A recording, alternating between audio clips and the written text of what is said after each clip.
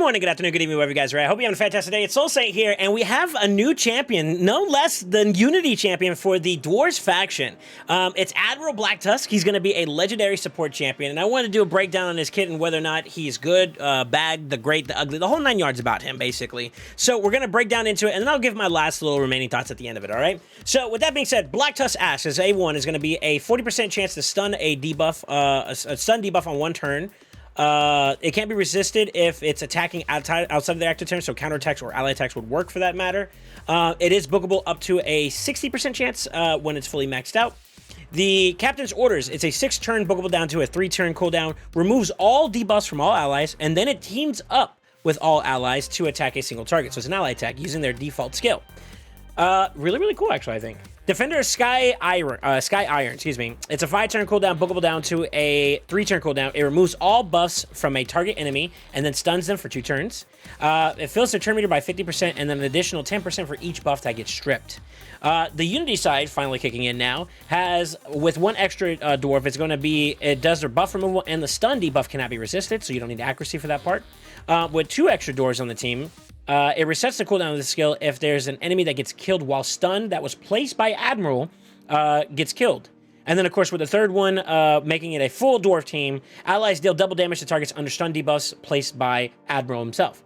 Now, his passive, his Uniter of Dwarves, is very fitting for a Unity champion. Allies will counterattack whenever they lose 10% or more of their max HP from a singular hit. If there are multiple champions with the skill, it's only going to be just 1-time activation. Only 1 will count, basically.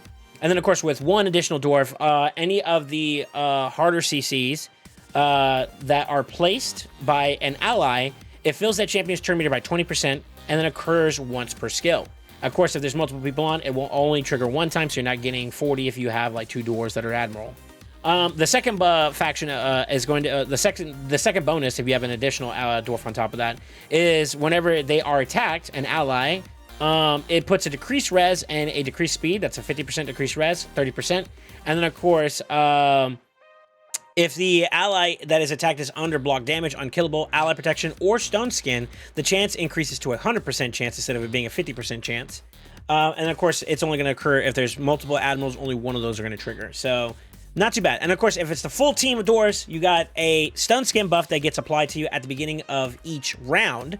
And, of course, only 1-time occurrence per champion, or one, per if there's multiple admirals, only 1 time will activate. So, and of course, his ores are pretty decent in my opinion, with increased accuracy and of course increased speed, which only applies to dwarf. That's 60 for accuracy and of course 15% for speed. Not too crazy high on the speed side of things. I think they try to balance it down a little bit since you're getting multiple aura values, but both ores are pretty decent. I have to say, man, this guy is pretty nasty, man, if you want my opinion. I'm actually going to show you guys a turnaround. We'll talk about his design, and then you guys can kind of go from there. I think he looks really cool. The black and gold design aesthetic is very fitting. The armor, like, plate and, like, design with the helmet being very cast iron looking like, fits Dwarves very well, so the Unity champion himself actually having that fit in there, with the axe looking very cool. I mean, he looks menacing. He looks really dope, in my opinion. And I had to be honest with you guys, I think he's actually pretty cool. You see the little it looks like diamonds below his feet, covering as a part of his like Unity aura. It's really cool looking. It's fitting. It's very fitting for this champion. I think it's pretty cool. Now, whether or not he's viable, that's going to be another conversation. And I think this is going to be where it's open for discussion. And if you guys want to, let me know what you guys think in the comments below about this guy. But my thoughts are, so far, he's very stun centric. Which is cool. That's fine. It is prone to poly, so there's concern number 1 there. That can be worked around. It's not inevitably like impossible to deal with, but it is something to keep in mind whenever you're building up a champion like this. In addition to that, though, having a cleanser who also ally attacks is a big W. Having a buff removal / stun champion for 2 turns is pretty good. It's pretty good. If it was all enemies, that'd be even more busted. But I think they kind of kept it down to earth. It's not too bad. The turn meter fill on top of that is very juicy. The synergies with factions, the faction champions in general, if you're having more dwarves, seems to be pretty interesting. This is where the bread of the butter kind of comes into play. When you look at dwarves as a whole, both PvE and PvP, I'm going to break it down individually or separately. So for PvP, I'm going to kind of focus a little bit more there.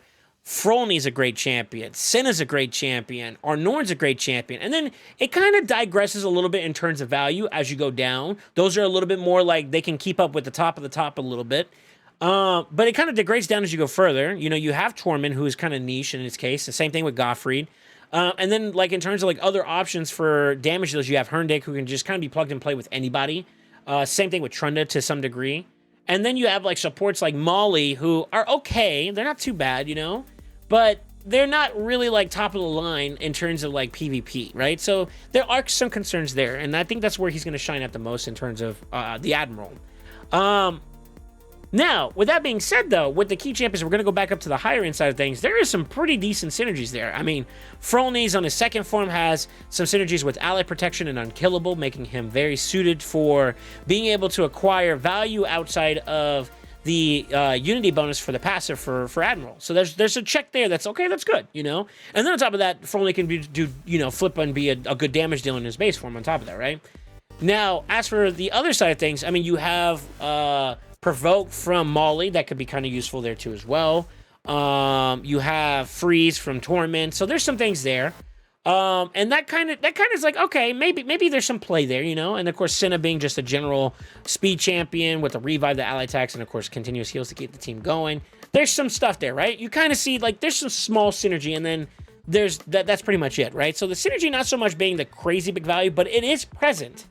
It leads me to believe one of two things. One, this champion wasn't designed to be too overly powerful. Maybe they have concerns with some previous champions being out in play that were, you know, out on release being super overwhelming. Think Losan, or still very strong to this day with Fina and Teox. You know, maybe they were trying to find like a happy medium between being, you know, not really desirable but being decent. I'm not entirely sure how they're trying to balance it out. I would assume, though, that the other part of this ideology or thought process or theory is there's more to come for the Dwarves. And that synergy is going to create and be expanded upon with Admiral in play. And I'm leaning more towards the second more than just, you know, okay, they're releasing mediocre champions. I don't think that's the case for them. So with that being said, that kind of makes me think, okay, well, in initial usage, is he good by himself? My answer to that is, I think yes. And here's why. Ally attacking on the PvE side, if we're going to kind of flip it a little bit, great for Fire Knight. Great for a lot of content where you need to kind of get a lot of damage out in one go. Think Hydra, for example. Debuff removal, or basically cleansing. Also great in a lot of those environments too as well. Being on a 3-turn cooldown is also pretty solid. And then you also have like buff removal, which can be really good for niche scenarios. And more importantly, that's more so PvP oriented. So like you kind of see it. There's value in both sides that are pretty okay. That's solid, you know. Are there alternative options? Obviously, but if you don't have those options and you end up getting Admiral, that's a good plug and play.